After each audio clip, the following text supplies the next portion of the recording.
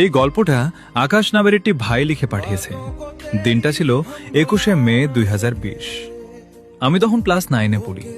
আমি একটা মেয়েকে প্রচন্ড ভালোবাসতাম। এ কথায় নিজের চেয়েও বেশি বললে ভুল হবে না। এভাবেই আমাদের প্রেম চলছে।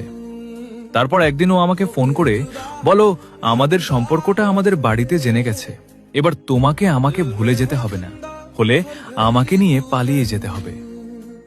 কিন্তু আমি তখন অনেক ছোট হওয়ার কারণে মেয়েটিকে আমি অনেক বুঝিয়ে বলি, দেখো আমি এখনো অনেক ছোট, আমি কোন কাজই করি না, তাহলে আমি তোমাকে কিভাবে রাখবো? মেয়েটি বলল, তাহলে তুমি আমাকে ভুলে যাও। তখন আমি মেয়েটিকে বললাম, তুমি আমাকে কিছুদিন সময় দাও। তারপর থেকে আমি প্রত্যেকদিন স্কুলের যেতাম, আবার কাজ করতাম।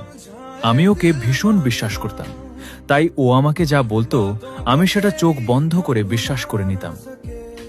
এরপর কিছুদিন যাওয়ার পর আমি লক্ষ্য করলাম মেয়েটি আগের মতো আমাকে ফোন মেসেজ করছে না, এমনকি ঠিক কথাও বলে না। তার পরের দিনে আমি ওকে স্কুলে গিয়ে জিজ্ঞেস করলাম, তোমার কি কিছু হয়েছে? ও উত্তর কই না। তো সেদিনই টিফিনের সময় ওর সঙ্গে কেউ একজন দেখা করতে আসে। আমি ওকে জিজ্ঞেস করেছিলাম, কে গো? ওই ছেলেটিও বলল, জিজু হয়।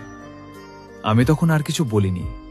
এরপর থেকে প্রত্যেক দিন ওই ছেলেটি ওর সঙ্গে দেখা করতে আসে।